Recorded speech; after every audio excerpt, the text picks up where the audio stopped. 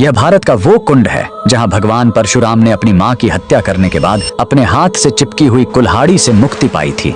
यह कहानी है महान ऋषि जमदग्नि और उनकी पत्नी पतिव्रता रेणुका की। कहते हैं रेणुका हर दिन नदी से कच्चे घड़े में पानी लाती थी और उनके सतीत्व के बल से वह घड़ा टूटता नहीं था। उनके 5 पुत्र थे जिनमें सबसे छोटे थे विष्णु अवतार परशुराम। एक दिन रेणुका ने नदी में कुछ गंधर्वों स्वर्ग के संगीतकार को जल क्रीड़ा करते देखा। उन्हें देखकर एक पल के लिए उनका मन मोह में पड़ गया और उसी क्षण उनके सतीत्व का बल टूटा और कच्चा घड़ा टूट गया। जब वो आश्रम लौटी तो ऋषि जमदग्नि ने अपने योग्य बल से जान लिया कि उनका मन भटक गया था। वो इतने क्रोधित हुए कि उन्होंने अपने पुत्रों को आज्ञा दी, अपनी मां का वध कर दो। जब चारों बड़े भाइयों ने मना कर दिया तो क्रोधित पिता ने उन्हें तुरंत पत्थर बन जाने का श्राप दे दिया। इसके बाद परशुराम ने पिता की आज्ञा को अपना धर्म समझा। उन्होंने भारी मन से अपनी कुल्हाड़ी उठाई और अपनी ही मां का सिर धड़ से अलग कर दिया। उनकी आज्ञाकारिता से प्रसन्न होकर जमदग्नि ने वरदान मांगने को कहा। परशुराम ने तुरंत अपनी मां को फिर से जीवित करने और साथ ही पत्थर बन चुके अपने चारों भाइयों को भी मुक्त करने का वर मांग लिया। सब फिर से जीवित हो गए, मानो कुछ हुआ ही ना हो।